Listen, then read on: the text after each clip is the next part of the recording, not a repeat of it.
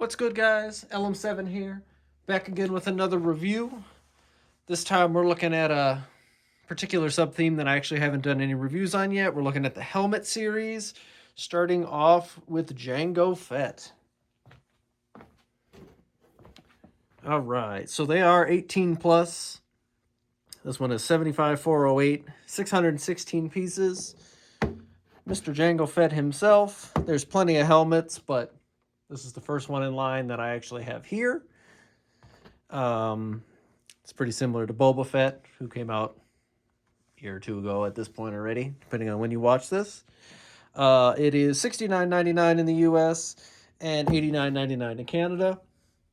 So if you're looking at price to piece, not too bad this time around. And I don't know if I mentioned this before. I probably did, but it's the year of Jango Fett, apparently.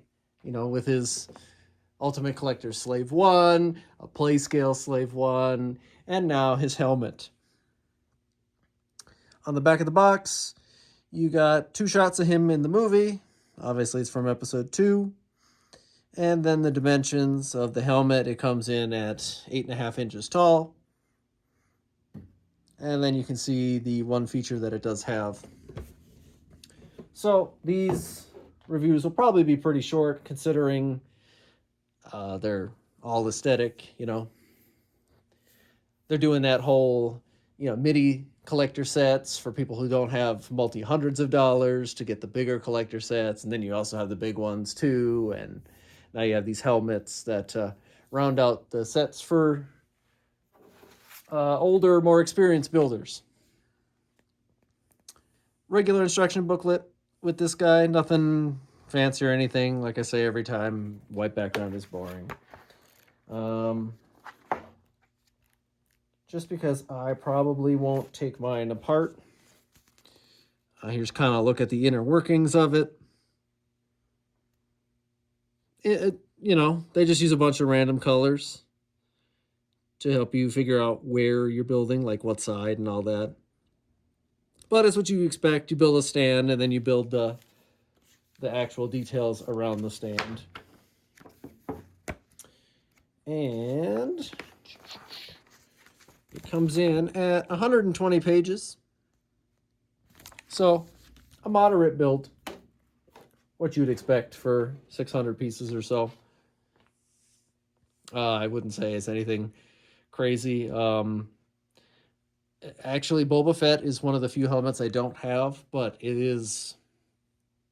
Obviously, the helmets are near identical, so I'm sure the building techniques are pretty much the same. It's fairly close to the Mandalorian helmet, too. So, like I'm making that cash grab, giving us basically 3 helmets all the same shape and build, just different colors. Green, silver, blue. All right. So, looking at the actual model, it's fairly sturdy. You're not going to swoosh it around or anything, but it's very solid. Also, it doesn't come off the stand, so if you're trying to pick it up, you don't have to really worry about that. It comes with a little display card. Nothing much, just says Jango Fett. I was just thinking before I started this, they probably should give minifigures with these helmets. I know it's a little late now. We're like 12 or 15 helmets into the series, but... I don't know. I figured throwing a minifigure of the guy would be kind of cool. You know, like they do with the Ultimate Collector sets. To each their own, though. That's how they get you to buy the big boys. So, if we just take a look at some of the detail, it's got the classic Mandalorian shape and everything.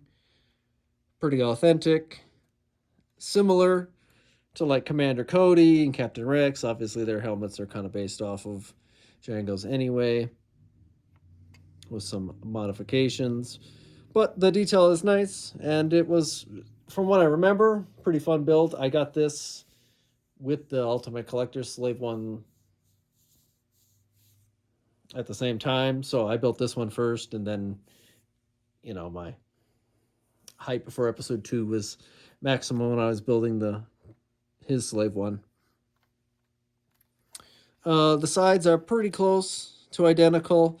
other than the rangefinder on top, so you do build a little differently from side to side. But like I said, nothing build-wise was particularly crazy in this set. A little bit of detail on the back with some vent ports or whatever. You do get stickers that have to go around here.